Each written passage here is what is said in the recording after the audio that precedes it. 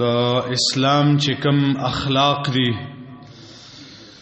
نو پاره کې یو هغه خوې چې هغه ډېر زیات ښکلی صفت ده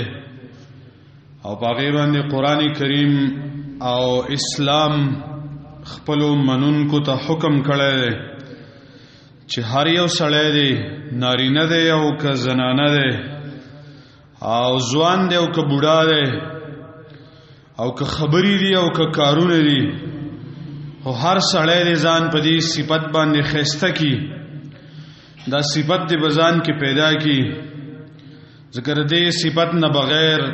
کامیابی چیرې دا ممکن نه ده چې د کم سړی په خبرو کې دا صفت نه و چې د کم سړی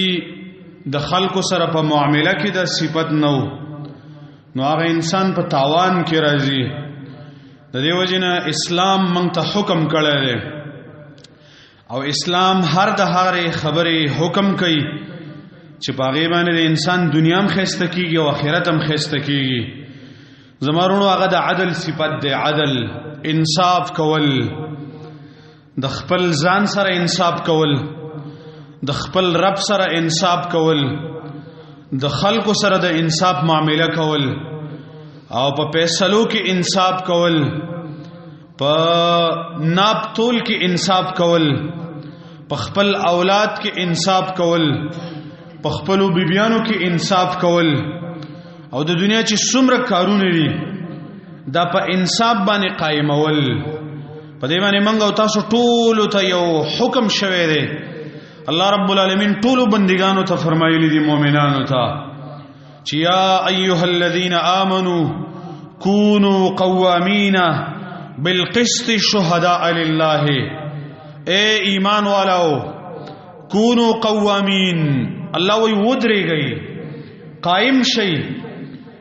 او بالقسط په انصاف باندې چې کوم ځای کې ته ودرېږي ته به د انصاف په جانب باندې ودرېږي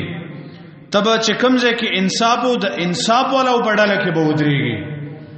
او شهداء لله الله فرمایي د الله لپاره خبره کوي بیان کې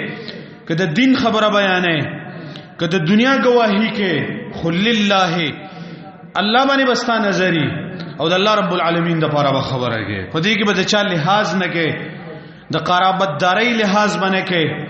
د چا د مشرۍ لحاظ باندې کوي د چا د طاقت